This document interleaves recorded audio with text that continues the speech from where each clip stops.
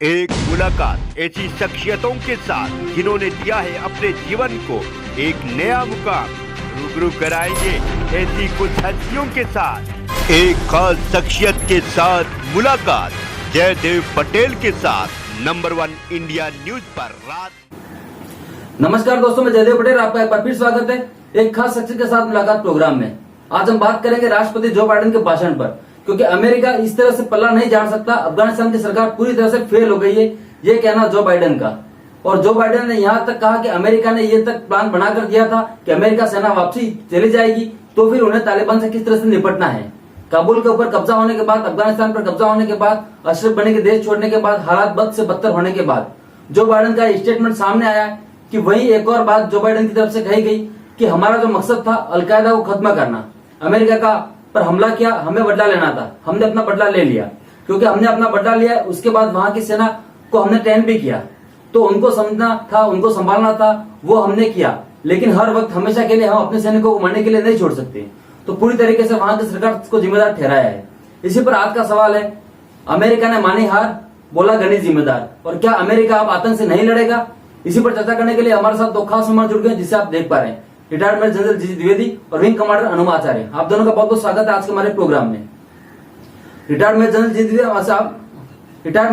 द्विवेदी, मैं आपसे शुरुआत करता हूं कि अमेरिका राष्ट्रपति जो बाइडेन ने जो भाषण दिया वो आपने सुना, और इस भाषण में वो कहीं ना कहीं ये बात कहने को तैयार दिखे कि देखिए हमने वही किया जो हमें अच्छा लगा, जो हमारे हित में है। तो चलिए, डिप्लोमेसी में हित तो सबसे महत्वपूर्ण होता ही है, पर अपना हित साधते साधते अफगानिस्तान को क्या उन्होंने बर्बाद नहीं कर दिया? जयदेव, आपने जो बाइडेन साहब का भाषण मैंने सुना और उसको एनालाइज भी किया और बाकी चैनल पर भी उसका काफी वार्तालाप हुआ।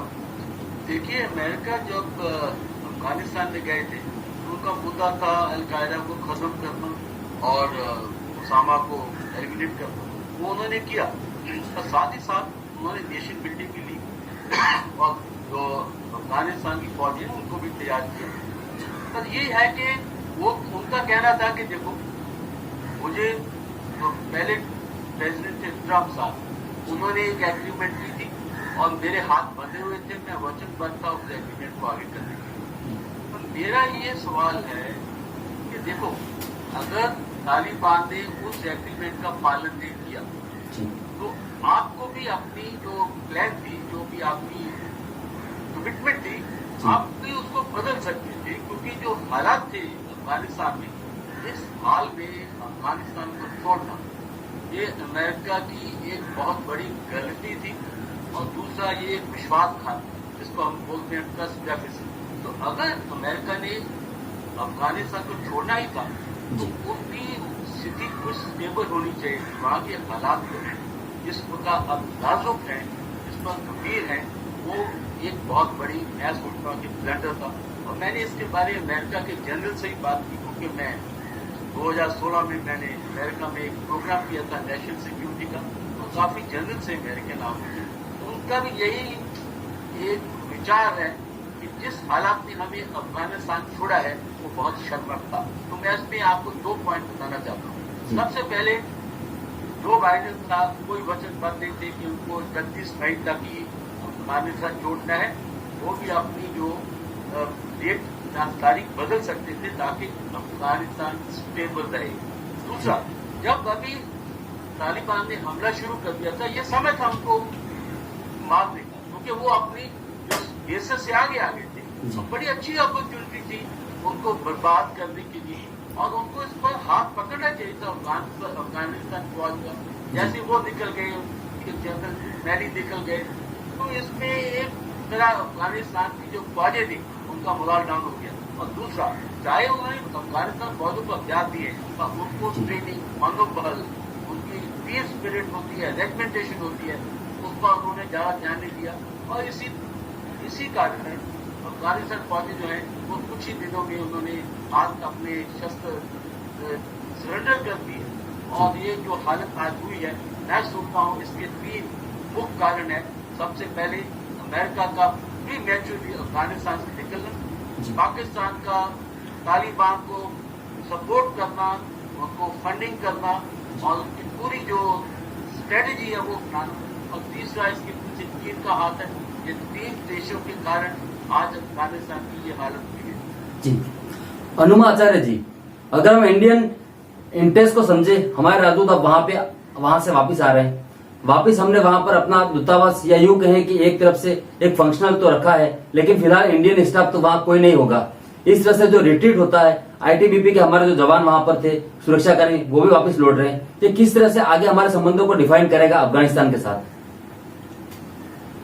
देखिए, अफगानिस्तान के साथ जो दोहा में बातचीत हुई थी, उसमें भारत को कोई मेजर भूमिका नहीं निभानी पड़ी थी, क्योंकि उसको अलग ही रखा गया था। भारत को जर्मनी वगैरह के साथ जब हम जो लोग मिले थे, उसमें भारत को लाया गया था। मेन जो बात हुई थी उसमें केवल अफगानिस्तान, पाकिस्तान और अमेरिका और रशिया, यही लोग शामिल थे। और ये बताता है कि हमने अफगानिस्तान के बारे में अपनी पॉलिसी लेने में, अपने एक्शन करने में हम बहुत लेट हो गए। जिस समय ट्रंप प्रशासन पहली बार तालिबान से बात कर रहा था, वो समय था कि उसके आसपास अगर भारत भी, क्योंकि हमने वहां $3 अरब का निवेश किया है, हमने उनका संसद भवन बनाया है, हमने उनके मेजर बांध बनाया है, हमने उनकी रोड्स बनाई है, हमारा बहुत इन्वेस्टमेंट है। और अगर बीच में क्या हुआ था कि जो पाकिस्तान था उसको ये लगने लगा था कि हम अफगानिस्तान के काफी करीब है, क्योंकि हम उनके लिए काफी इन्वेस्टमेंट कर रहे हैं, तो इसलिए उसने ये मुल्ला बरादर को काफी समय के लिए 2010 से 2018 तक के लिए कैद में भी रखा था जी। बाद में जैसे ही अमेरिका की बातचीत हुई तो मुल्ला बरादर जो है उसे छोड़ दिया गया। ये मुल्ला बरादर वही है जिसका ऐसी संभावना मानी जा रही है कि तालिबान की कमान जो है और इसी हिसाब से अफगानिस्तान की अगली कमान वो संभालेगा। तो अल्टीमेटली पाकिस्तान का ज्यादा रोल हो रहा है और ये हमारे लिए चिंता का विषय होना चाहिए और है भी, क्योंकि अल्टीमेटली ये हुआ था कि जब तालिबानियों को शरण भी पाकिस्तान ने दी थी, और पाकिस्तान जो आपको याद होगा जब कंधार वाला जो हाईजैक कांड हुआ था, जब IC-814 को लिया गया था, तब भी पाकिस्तान जो था वो तालिबान के ही साथ था। तो हर लिहाज से हमने एक तो अपने एक्शंस लेने में देर की, और दूसरे जब अपने एक्शन लिया भी 2.5 महीने पहले, तो अभी किसी को मालूम नहीं है कि भारत की सरकार को किस कदर तालिबान के साथ में किसी तरह से बातचीत में किस तरह की सफलता मिली भी है कि नहीं। क्योंकि जब पुरानी बात अगर याद करें तो जसवंत सिंह जी थे, अटल बिहारी वाजपेयी जी की सरकार थी, तो उन्होंने कहा था कि हम इस तालिबान को हमने एक्नॉलेज ही नहीं किया है, और इसलिए शायद तालिबान हमारे साथ और भी क्या कहना चाहिए, कठोर था, और उसी के कारण हमको वो 3 आतंकवादियों को छोड़ना भी पड़ा था। तो अब लगभग कमोबेश हम उसी जगह पर हैं, और अब क्योंकि दूतावास फिर से बंद कर दिया है, पहले भी 96 में हमारा जो दूतावास था 99 की घटना के आसपास हमने दूतावास बंद कर दिया था, फिर बंद कर दिया है। तो हर लिहाज से हमारे लिए जो सामरिक रूप से हम थोड़ा मुश्किलों की तरफ है। ठीक है, रिटायर्ड मेजर जनरल द्विवेदी, जिस तरह से तालिबानियों के जश्न का माहौल है वहां पर, ऐसे में आप हमें ये बताइए कि हमारे कूटनीतिक संबंध आगे अब मुश्किल में पड़ सकते हैं, क्योंकि तालिबान क्योंकि वहां पर है, और क्या दुनिया 2 भागों में विभाजित हो गया है, एक जिसके तालिबान से अच्छे संबंध रहेंगे और एक जिसके नहीं रहेंगे?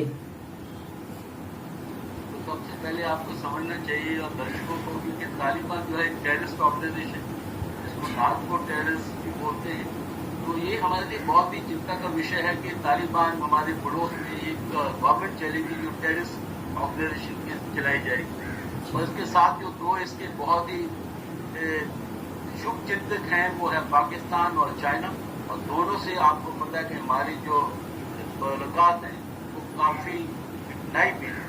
तो इसलिए सबसे पहले हमारा एक स्टैंड होना चाहिए, ये टेररिस्ट ऑर्गेनाइजेशन, आतंकी ऑर्गेनाइजेशन किसी देश को नहीं चला सकती है, और इसके ऊपर अभी चर्चा भी हो रही है यूएनएससी के अंदर। हमारे एक्सटर्नल अफेयर मिनिस्टर हैं, वो आज कल सेशन भी चेयर करेंगे।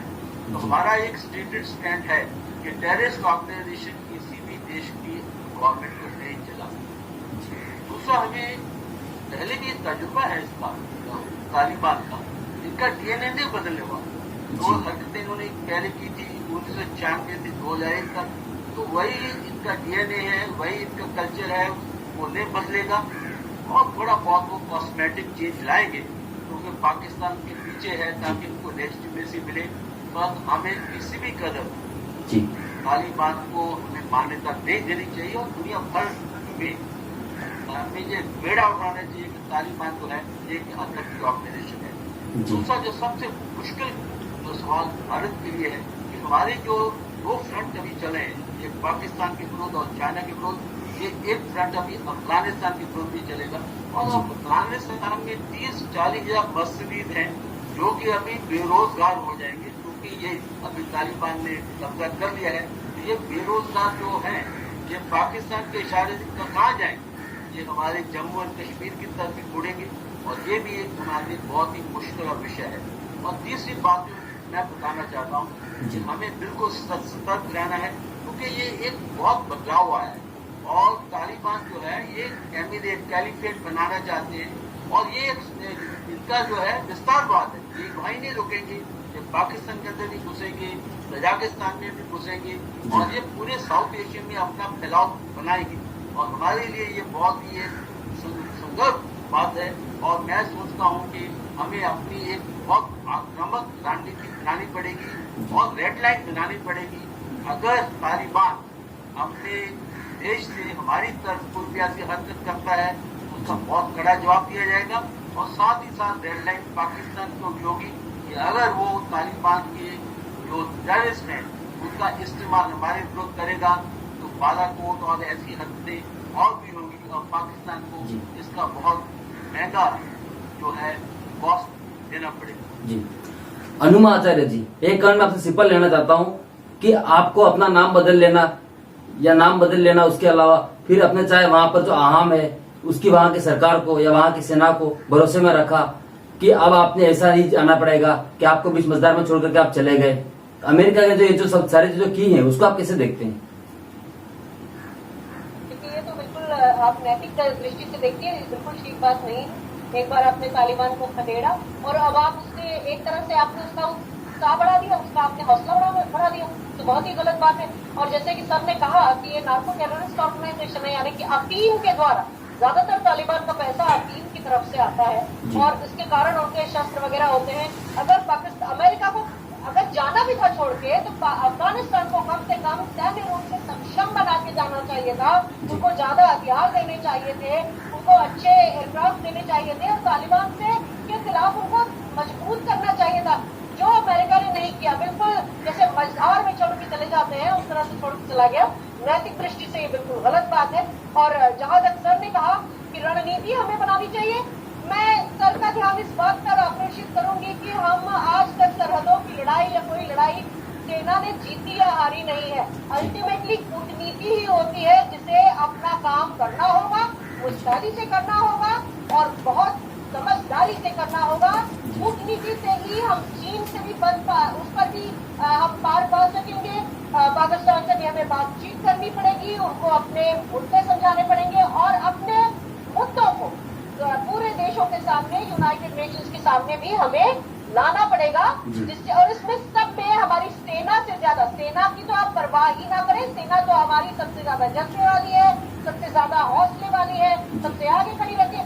लेकिन हमें कूटनैतिक अपने प्रयास जो है, राजनैतिक प्रयास है, उन्हें आगे बढ़ाना पड़ेगा। जी, आप लोगों ने नंबर 1 इंडिया न्यूज के लिए समय निकाला, उसके लिए आपका बहुत बहुत धन्यवाद।